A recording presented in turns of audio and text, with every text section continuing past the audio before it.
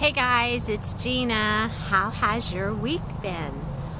Mine has been very interesting. There have been so many moments of change and growth opportunities, and I want to share some of that with you today.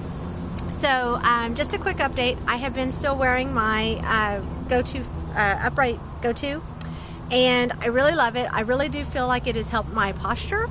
And the first week and a half, those little muscles in my shoulders were so tender and sore just because obviously I have been slouching really badly.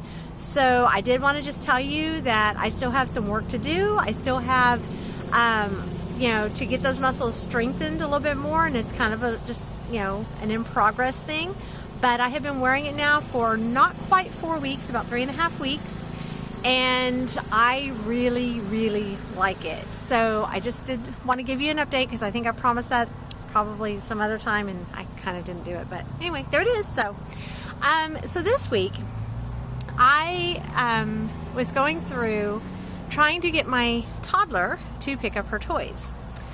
And I have trained my daughter to know how to pick up her toys from a very young age. It would get her helping me do it.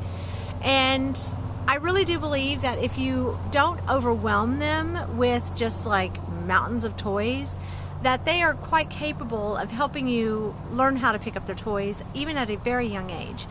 And so recently, probably about a month ago, I went through and changed out her toy box. She had an old, not old, she got it like 1.5 years, 2 years ago, Minnie Mouse.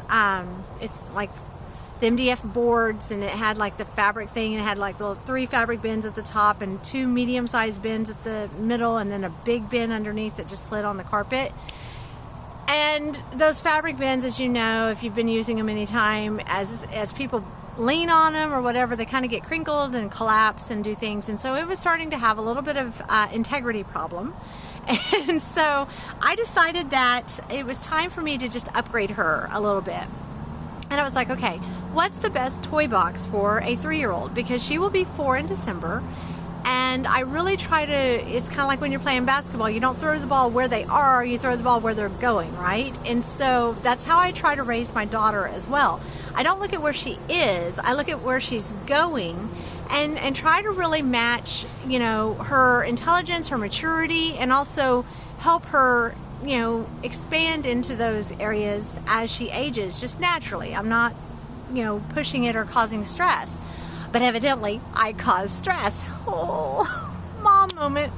I'm so thankful I was an older mom, or I am an older mom, because I don't think I could have done this in my 20s. And my hat's off to those that did. I don't know how you did it, because if I didn't have the knowledge and patient base that I have as a 40-year-old something, I don't know if I would make it doing this momming thing. So my hat's off to those that have mommed more than one child or mommed at a young age. Comment below and give me your best tips, because I will totally take them. But so what I did is I went on Amazon. Shocker, I know. And I found a little folding shelf. It's one of those that folds out, and the little, the shelves come down and lock into place. And we had a small one in her room anyway. That's where we had our books and stuff. And so I found this folding shelf, and I loved it. So I got these bins at Dollar Tree, okay? And then I bought these little stickers at Dollar Tree as well. They're all glittery. Anyway, she loved them. And so I put stickers on the bins to make it all more like fancier than Dollar Tree bins. Wasn't expensive, which I love because I like staying on a budget. But I made her, and the shelf would hold like 3 of these bins. So there's 9 bins. And then I moved her toys to where the bins weren't full, but had some categories. Like she's got some balls that she played with, so I put the balls in one bin. And she's got some cooking and vegetable stuff that she plays with, and so I put those in a couple of bins. And then she's got like they're Minnie Mouse snap outfits the easiest way I can explain them is they're kind of like a Mr. Potato Head. And so they're like Minnie and Daisy, and you can snap the dresses on and put the shoes on and put the little bows on, and they have little purses that they can hang on their arms, and they're only about, I don't know, 6 inches tall. And so they have all these little outfits and stuff. So I put all that in one bin. Now it obviously doesn't fill it up because there's not that many outfit choices, but it gave her where she could have the bin and play with what she wanted to do and then put it up.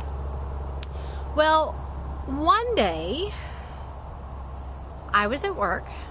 My mom was here with her.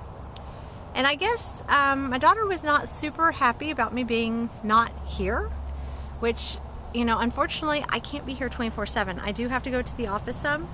And she just decided to just pour all of her toys in the middle of her floor. All of them. So I don't think my patience is really that good because I got home and I went straight to her room to tell her I was home and give her a hug, and I was like, oh, and I was like, we've got to pick these toys up. She wasn't having it. And I was like, okay. And I have quarantined some things before whenever they got a little too out of control and she wasn't doing it. I would just say, okay, if you can't pick this up and take care of it, it's got to go on the shelf for a while and you don't get to play with it. But I never left her without other toys. So she always had something, but it might be something she didn't get to play with that for a few days, to teach her that there are some consequences to the actions. I try to keep those lessons very age appropriate, and my daughter seems to understand because she's like, you're going to put these away, aren't you? As soon as I walked in, I said, if you don't help me pick these up, I'm going to have to put these away, and you don't want Mama to put them away. And she was like, I do. I'm overwhelmed. And I'm like, okay. And so I sat on the floor and I said, well, here, can you show me where this toy goes? And she goes, no, I just can't do it. I don't want to do it. Just take them all away. And I was like, are you sure? And I was like, come on, just help me. Just show me here. Where do you put your teddy bear? Where do you put this back on your bed? This is the one you sleep with. And she just was like, no, Mama, just go get a trash bag and just get rid of them all. And it broke my heart. Because I didn't want to take her toys away from her. I'm just trying to get her to understand she needs to pick up her toys. And so maybe I did it wrong. I'm not going to say I'm the perfect mom because I'm not. But after coaxing her for several minutes, and she was just like, no, I don't want this. And she went into Grandma's room and said, Grandma, I just don't want them. And so she started, I said, okay, I'll go get a trash bag. Because I thought if I got the trash bag, maybe 2 or 3 little things might end up going in there. But she would say, oh, no, I really want to keep my ball, or I want to really keep my teddy bear, or I really want to keep. She started putting toys in the trash bag because it was easier for her. And so I ended up picking up the majority of her toys. Now, she still had several toys in the bins, so it wasn't like she didn't have anything to play with, for those that are going to be haters on here. But it still broke my heart because I knew some of her favorites were going in the trash bag. And so they were quarantined for about a day. And I got them out with her one evening and I said, okay, do you want some of your toys? And she goes, no, Mama, I'm okay. And I was like, okay, but what about your mini snap outfits? Or what about this? And she was like, no, I'm okay. She's in the window. Stay inside. Stay inside, please.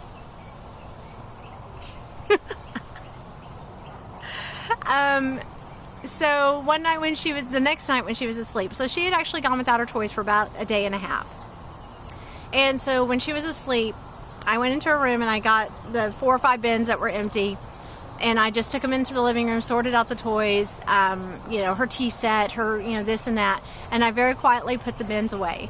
And so when she woke up the next morning, while I was at work that morning, so my mom had to tell me all about it, she was like, Mama gave me back my toys.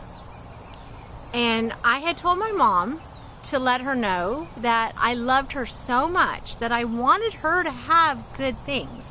I wanted her to have a good life. I just need her to learn how to help take care of things. And Mama will help her take care of things.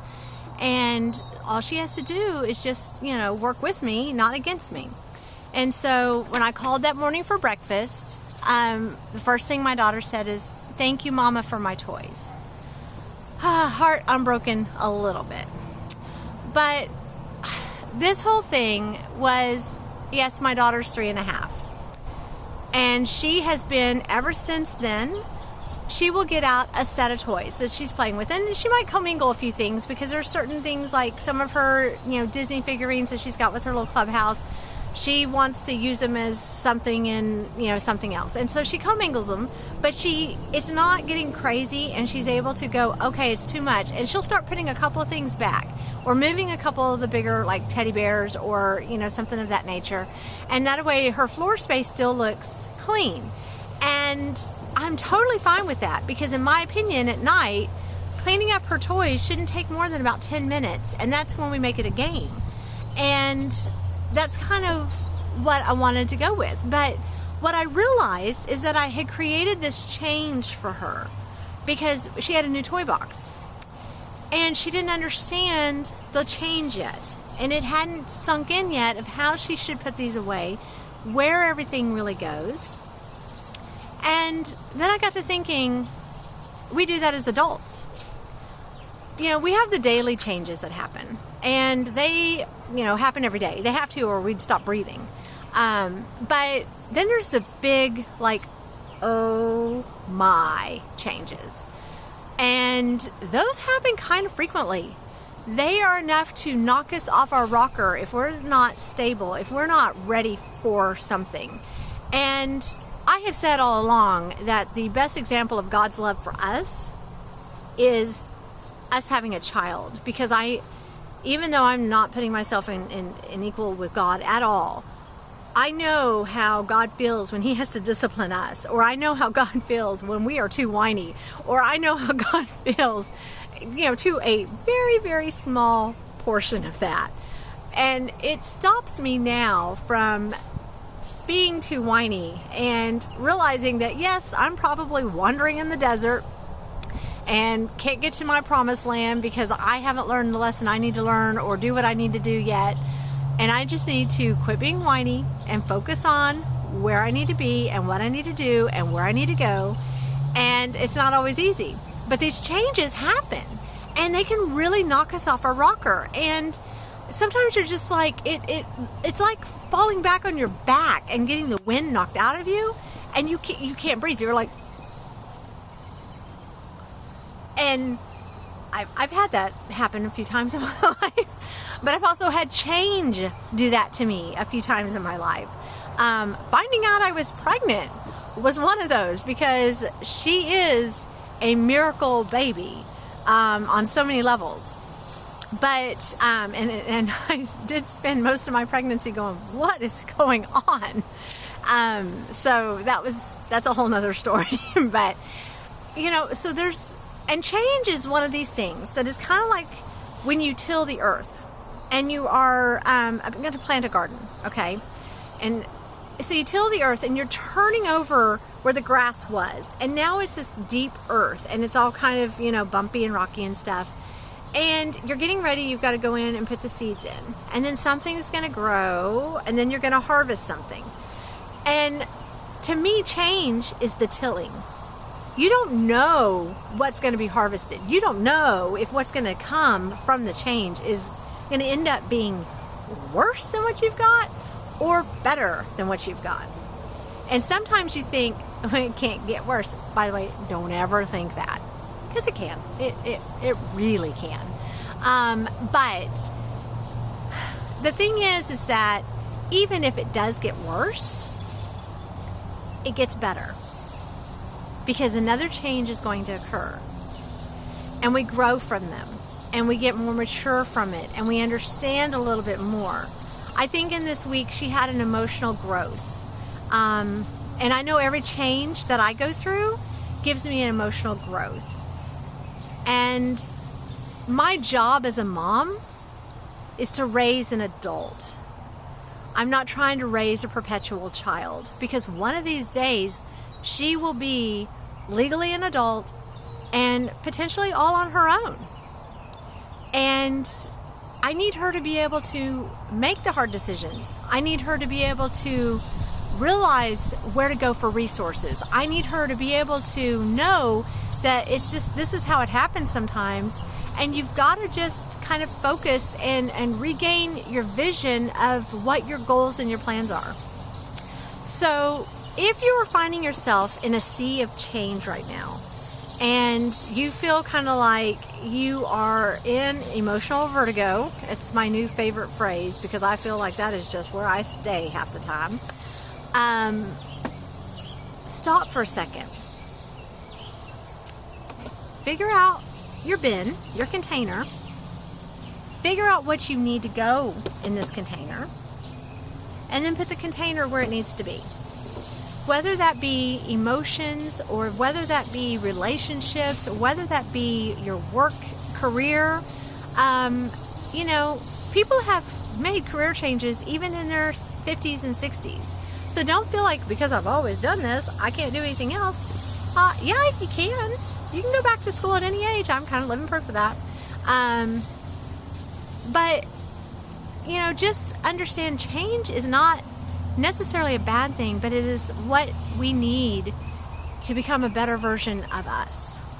So I'm hoping that this week's some change things that have occurred, I have no idea how they're going to shake out in the end, but I'm actually kind of like, ooh, get the popcorn. Let's sit there and see what's going to happen, because I find that it's going to be interesting. And if it is worse, then I make a plan from there. If it is better, okay.